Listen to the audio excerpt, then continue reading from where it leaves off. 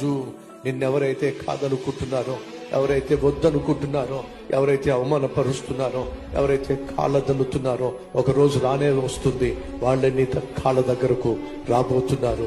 నువ్వే దిక్కు అని చెప్పే విధంగా దేవుడిని నువ్వు దీవించడానికి చాలినవాడో మర్చిపోవద్దని ప్రభువు పేట మనం చేస్తున్నాను. ప్రతి సఫరింగ్ తర్వాత బ్లెస్సింగ్ ఉంటుందండి. నమ్మిన వారి స్తోత్రం చెప్దాం. హల్లెలూయా.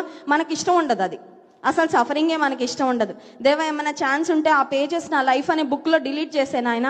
సఫరింగ్ అనే చాప్టర్స్ లేకుండా చేయి ప్రభా, ప్లీజ్ మేక్ దెమ్ డిసపియర్, ఎందుకంటే నాకు ఇష్టం లేదంటావు. కానీ ఒక మాట చెప్పమంటారా, ఆశీర్వాద మార్గము సఫరింగ్ తర్వాతే వస్తుందండి.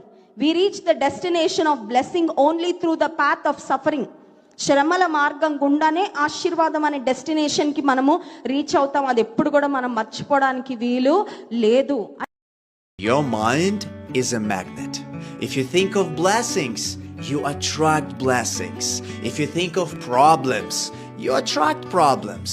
Always cultivate good thoughts. Avoid bad ones. And always remain positive. దేవుడు తన కార్యాలు మొదలు పెట్టాడు. ఎన్ని నాళ్ళ నీ కన్నీళ్ళని అలా చూస్తూ కాఠిన్యంగా నిన్ను దాటిపోయేవాడు కాదు ఆయన. నువ్వు ఆయన ఎంతో ప్రేమించావు. ఆయనకి